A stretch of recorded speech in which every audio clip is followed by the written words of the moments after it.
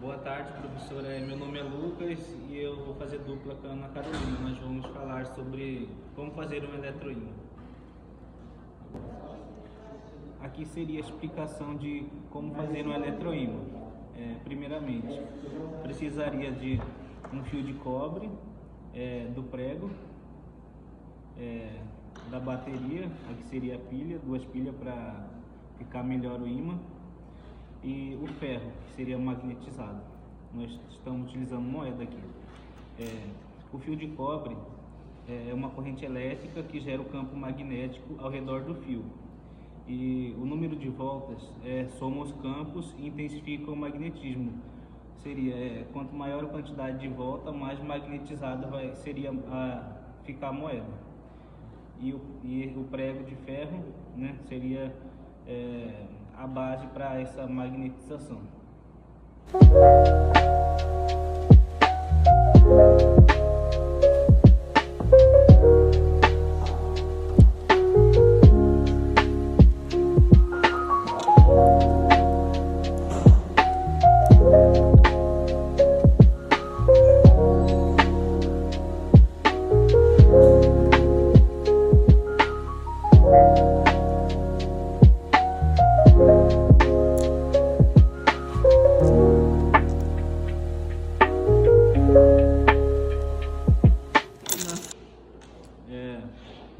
Nós vamos fazer hoje um eletroímã.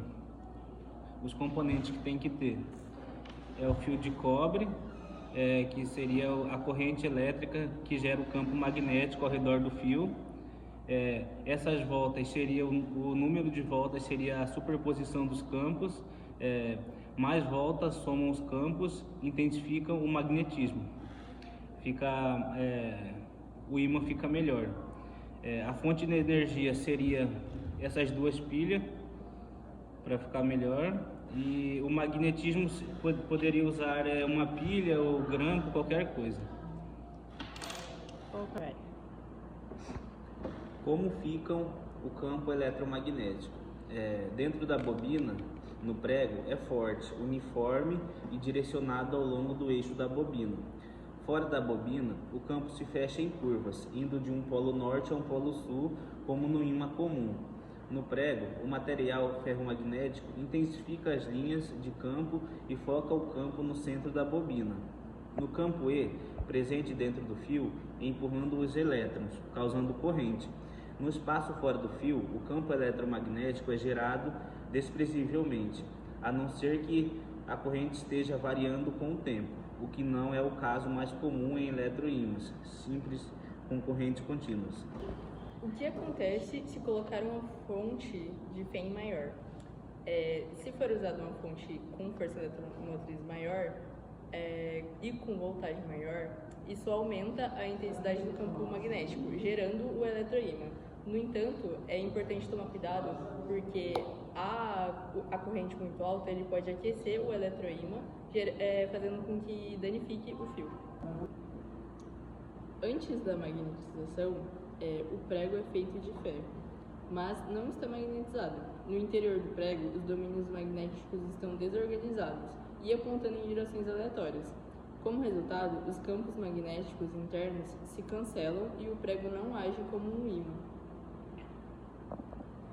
Durante a passagem da corrente elétrica, ao passar a corrente elétrica pelo fio de cobre enrolado no prego, cria-se um campo magnético intenso e direcional ao longo do eixo da bobina.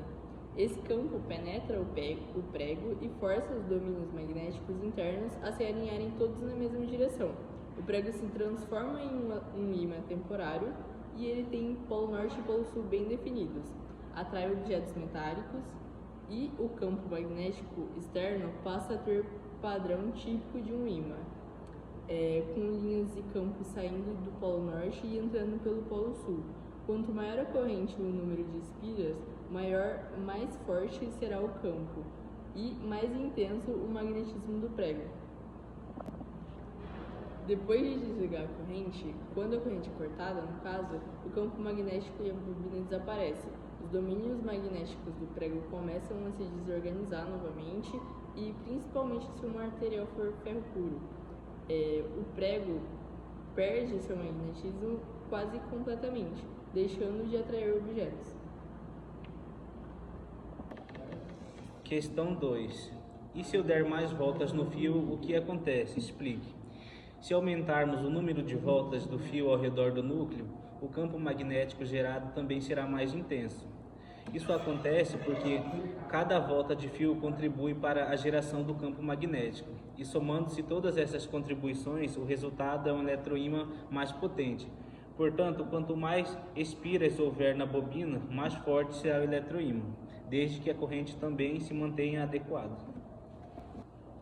Eu posso montar um eletroímã com um prego de alumínio? Não é possível montar um eletroímã com um prego de alumínio porque o alumínio é um material ferromagnético, ou seja, ele não magnetiza como deveria. E com o campo magnético gerado com a corrente elétrica, o alumínio não cumpre esse papel, porque quando eu desligo a fonte, o meu prego às vezes ainda atrai metal. Isso acontece porque o prego pode ficar magnetizado temporariamente enquanto o eletroímã está ligado. Um exemplo disso foi as duas moedas unidas no vídeo anterior, enquanto o eletroímã estava ligado. E esse efeito, ele desaparece com o tempo. Ou seja, se o prego for batido ou aquecido, ele desmagnetiza.